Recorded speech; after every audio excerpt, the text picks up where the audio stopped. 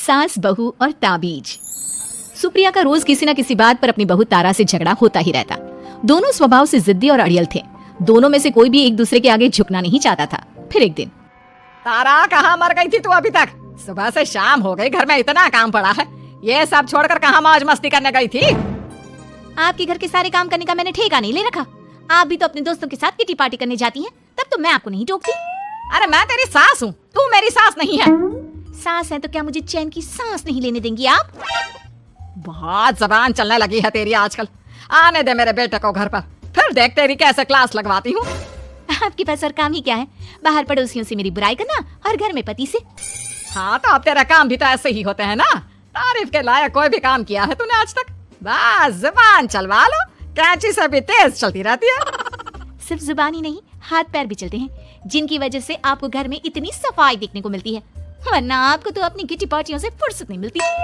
तो कहना क्या चाहती है? घर का क्या सारा काम तू खुद अकेला करती है? तो और क्या नौकरानी करती है? इसी तरह तारा और सुप्रिया में आए दिन लड़ाई होती। दोनों के दिन की शुरुआत ही एक दूसरे से लड़कर शुरू होती और लड़कर ही खत्म होती, मानो ये अब उनकी दिनचर्या का हिस्सा बन चुकी हो। शाम को तारा का पति वैभव घर आता है। वैभव को देखते ही उसकी माँ सुप्रिया उसके पास आती है और कहती है, बेटा वैभव, अच्छा हुआ जो तू आज जल्दी घर आ गया। देखना तेरी बीवी सुबह से मुझसे लड़ी जा रही है। माँ की बातें सुनकर वैभव तारा को जोर जोर से आवाजें देने लगता है। क्या हुआ जी, इतना चीख क्यों रहे हो? तारा, तुमने आज फिर माँ से लड़ाई की? अरे लड़ाई मैंने नहीं की, शुरुआत पहले इन्होंने की थी। समझा दीजिए अपनी माँ को। मुझे कहीं भी आते जाते टाइम टोके नहीं, वरना मैं अपना सामान बांधकर मायके चली जाऊंगी। इतना कहकर तारा वहां से चली जाती है। ये सब क्या चल रहा है माँ? किसी दिन मैं आप लोगों के चक्कर में जरूर पागल हो जाऊंगा। आप लोग कभी प्यार से क्यों नहीं रहते? अरे वो हमेशा मेरी बातों का उल्टा जवाब देती है। बेटा अब तू ही बता, मैं क्या करूँ? तो आप उसे ताने मारती ही क्यों है माँ? वाह बेटा वाह, तुझे मेरे ताने दिखते हैं, उसका बात करने का तरीका नहीं दिखता। देखा नहीं वो किस तरह से बात करती है मुझसे। मुझे माफ कीजिए माँ, मुझे आप दोनों के बीच में पड़ना ही नहीं है। आप दोनों ही एक जैसे हो। इतना कहकर वैभव वहां से चला जाता है। वैभव के जाने के बाद सुप्रिया सोच में पड़ जाती है। धीरे धीरे समय बीतने लगता है और एक दिन सुप्रिया को पता चलता है कि उनके गांव में एक महात्मा ठहरे हुए हैं जो वशीकरण करना जानते हैं। तो सुप्रिया भागते हुए उन बाबा का पता ढूंढने निकल पड़ती है। इस बात की खबर जैसे ही तारा को चलती है, वो भी उस बाबा की खोज में निकल पड़ती है। अगले दिन सुबह, आज तारा और सुप्रिया दोनों ही बहुत अच्छे मूड में होती है। ना सुप्रिया तारा को देखकर कोई ताना मारती है, ना तारा अपनी सास से बेवजह उलझती है। दोनों मिल बांट कर रसोई में काम करती हैं। भाई तारा, जरा मुझे वो चाय पत्ती पकड़ाना। ये लीजिए माँ जी, क्या आप मेरे लिए भी चाय बना देंगी? अरे हाँ हाँ, क्यों नहीं। इसी तरह दिन बीतते हैं और दोनों का रिश्ता भी निखरने लगता है। ऐसे ही देखते 3 महीने बीत जाते हैं। आजकल ये मैं क्या देख रहा हूँ? अचानक आप दोनों के बीच इतना प्यार कैसे हो गया? एक दिन था जब कभी माँ आप तारा को ताने देते देते नहीं थकती थी, और तारा तुम पहले तो कितना उलझती थी माँ से, तो अब ये अचानक क्या हो गया आप दोनों को? अरे यह सब तो एक बाबा का कमाल है, जिसने मुझे ये ताबीज दिया था। सुप्रिया के हाथ में बंधा ताबीज देखकर तारा चौंक जाती है।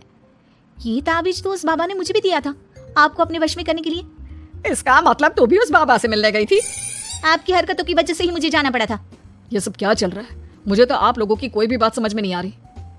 सुप्रिया वैभव को सारी बात बताते हुए कहती है, अरे जैसे ही मुझे पता चला कि हमारे गांव में जाने माने तांत्रिक बाबा आए हुए हैं जो वशीकरण करना जानते हैं, तो मैं बिना देरी किए उनके पास चली गई और बहू को अपने वश में करने की इच्छा उनके सामने रखी, जिससे ये मेरी हर बात माने।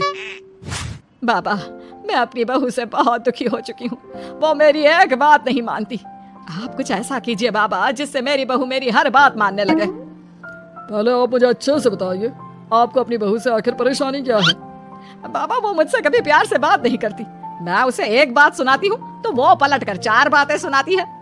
आप कुछ ऐसा कीजिए ना जिससे मेरी बहू सारी बातें मानने लगे।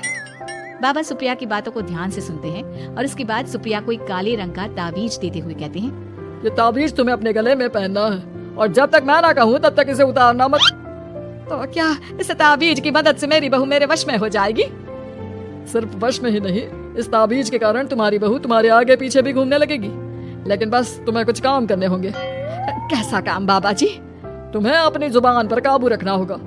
उससे जो भी काम करवाना हो हमेशा प्यार से बात करनी होगी। धीरे धीरे वो तुम्हारी मुट्ठी में आ जाएगी। अरे ठीक है बाबा जी, जैसा आप कहेंगे ठीक मैं वैसा ही करूंगी। तारा ये सब सुनकर चौंक जाती है। ऐसा ही कुछ तो मेरे साथ भी हुआ था जब मैं उस बाबा से मिलने गई थी। बाबा जी, मैं अपनी सास से बहुत तंग आ चुकी हूँ। वो हर रोज किसी न किसी बहाने मुझसे लड़ती रहती हैं। आप प्लीज कुछ ऐसा करिए ना जिससे मेरी सास सुधर जाए और मुझे बेवजह टोकना बंद कर दे। तारा की ये बातें सुनकर पहले तो बाबा सोच में पड़ जाते हैं। उसके बाद वो तारा को भी काले रंग का ताबीज पकड़ाते हुए कहते हैं, ये लो बिटिया, इसे अपने गले में पहन लो और जब तक मैं तुम्हें इसे उतारने के लिए ना बोलूं तब तक इसे उतारना नहीं। इस ताबीज को पहनने से तुम्हारी सास तुमसे प्यार करने लगेगी और दिन रात तुम्हारे आगे पीछे घूमेगी। ये सुनकर तारा बेहद खुश हो जाती है। बाबा, इस ताबीज का असर कब तक होगा? अगर तुमने मेरी सारी बातें मानी तो इस ताबीज का असर तुम्हें 2 दिन बाद ही दिखने लगेगा। उसके लिए सबसे पहले तुम्हें अपनी सास को इज्जत देनी होगी, उनके साथ प्यार से बर्ताव करना होगा और अगर कोई भी काम भी करवाना हो तो प्यार से ही बात करनी होगी। फिर देखना वो कैसे तुम्हारे इशारों पर नाचती है। ठीक है बाबा जी, जैसा आपने कहा है मैं ठीक वैसे ही करूंगी। इसका मतलब उस बाबा ने हम दोनों को एक जैसे ताबीज देकर पागल बना दिया। जरूर कोई ढोंगी बाबा होगा। इतने में ही बाबा भी उनके घर पहुंच जाते हैं और मुस्कुराते हुए उनकी ओर आते हैं और उनसे उनके हालचाल पूछते हुए कहते हैं, ताबीज का असर हुआ या नहीं? बाबा जी, आपने हमें एक ही जैसा ताबीज देकर पागल बनाया है। ऐसा कैसे? ताबीज ने अपना काम तो पूरा ही किया है।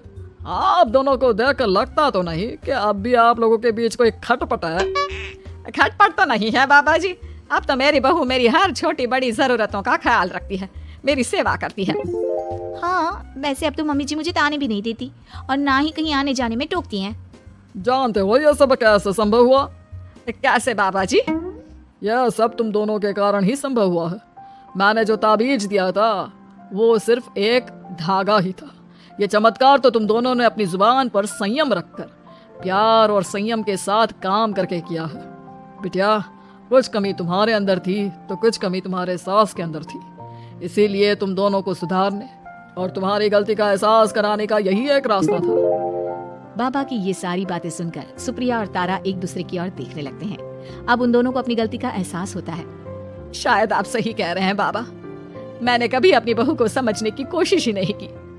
मैंने भी तो कभी आपकी उम्र और ओहदे का लिहाज नहीं किया और जो जब मन में आया बोलती चली गई। हो सके तो मुझे माफ कर देना मम्मी जी। चलो फिर, अगर सब ठीक ही हो गया है तो बाबा जी अब आप भी वापस अर्जुन बन जाइए। वैभव की बात पर बाबा अपनी नकली दाढ़ी हटाते हैं तो उसे देखकर सास बहू हैरान रह जाती है। अरे अर्जुन भैया, आप? हाँ भाभी, आप दोनों के रोज रोज वाले झगड़ों से परेशान होकर एक दिन मेरे इस दोस्त ने एक प्लान बनाया और मेरी मदद मांगी, तो मैं इनकार कैसे कर सकता था। और देखिए आज उसका नतीजा हम सबके सामने है। सब जोर जोर से हंसने लगते हैं।